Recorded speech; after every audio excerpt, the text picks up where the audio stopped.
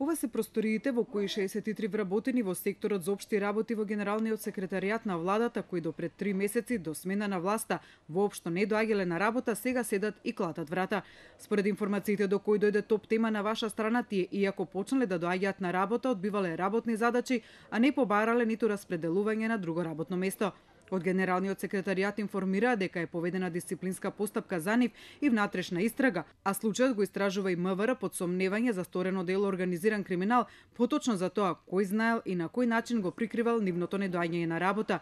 Истовремено им давал преодна оцена според Законот за административни службеници, а со исплата на нивните плати го оштетил буџетот на Македонија со милионски суми. Дел од вработените не доаѓале на работа уште од 2012 година, а редовно примале буџетска плата. Експертите за административно право наведуваат дека законот дозволува ретроактивно барање на дисциплинска одговорност од вработените за недоаѓање на работа, се додека тоа дело законски не застари. Професорката на правниот факултет Ана Павловска-Данева при тоа наведува дека постои одговорност и кај претпоставените на овие вработени, бидејќи биле должни да вршат надзор. Доколку се докаже дека претпоставените знаеле за сето ова и дека била еден вид соучесници во ваквото фиктивно вработување и работење на, не мора да се 6 или 601 да бил административен службеник и тоа го правеле организирано и свесно го кршеле законот, тогаш за нив не само што постои дисциплинска одговорност, туку за нив постои и кривична одговорност и тоа треба исто така да биде утврдено во судска постапка. Во 2015-та бројката на вработени фантоми во владата била 600, за во 2016-та да се намали на 166. Само лани за исплата на нивните плати буџетот на државата е оштетен за 824.000 евра.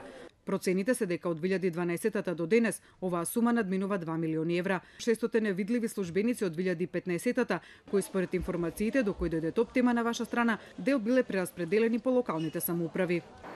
Освен недоаѓањето на работа, проблем со дел од вработените во владата се и нивните квалификации за местата на кои се вработени.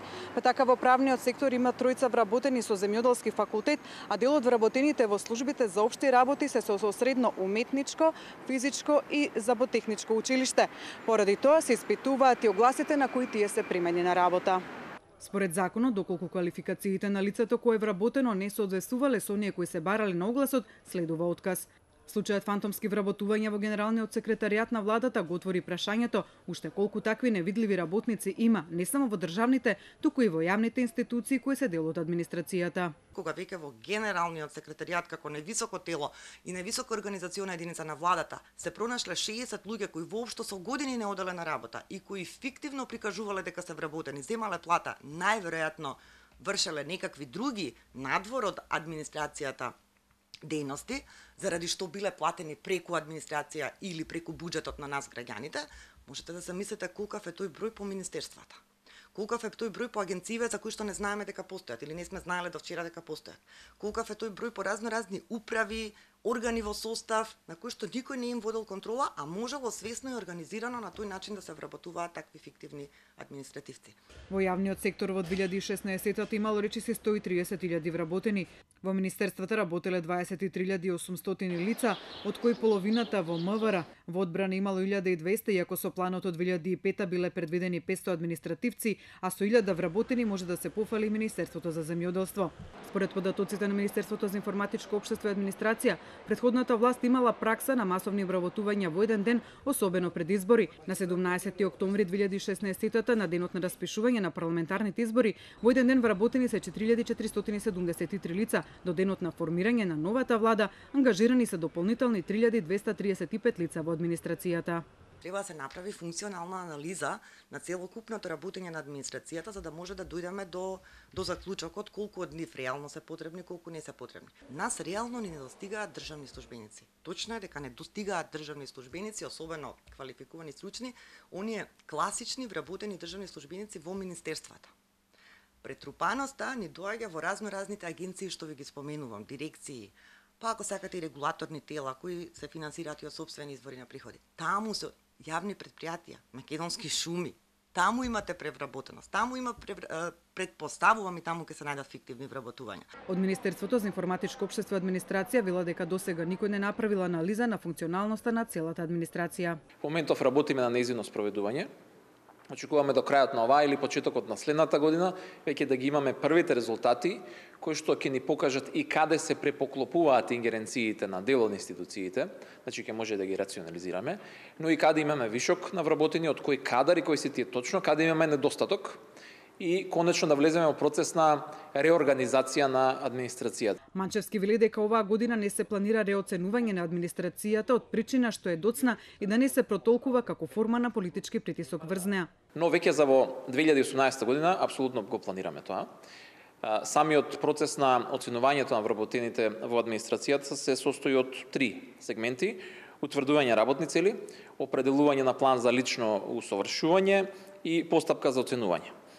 Во период од 15 до 30 декември оваа година, раководителите и административците заеднички ќе ги утврдат работните цели и индивидуалните планови за понатамошно усовршување, а веќе во 2018 година, односно во мај 2018 година, ќе се прави тој интервју за оценување. За разлика од државните институции, јавните установи и јавните предпријатија се друга приказна. Таму вработувањето одело полесно, бидејќи и процедурите за тоа се полесни. Во 2016-та таму имало 83.800 вработени. Додека во изминативе 15 години во Македонија царува дивата сеча на шуми и хектари изгореа во пожари, во македонски шуми се вработува како да треба да стопанисуваат со бразилските прашуми. Во 2016 година во македонски шуми имало 2120 вработени.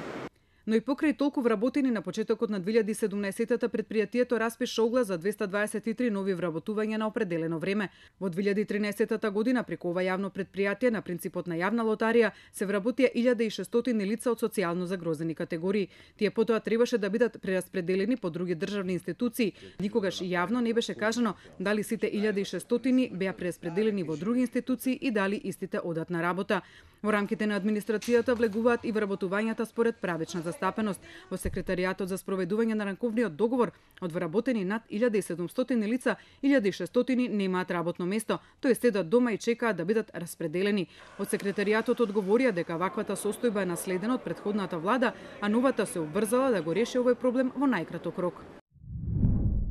Во секретаријатот е формирана работна група, која во соработка со другите институции има задача да подготви план за систематизација во институциите каде правишната застапеност не е на задоволително ниво.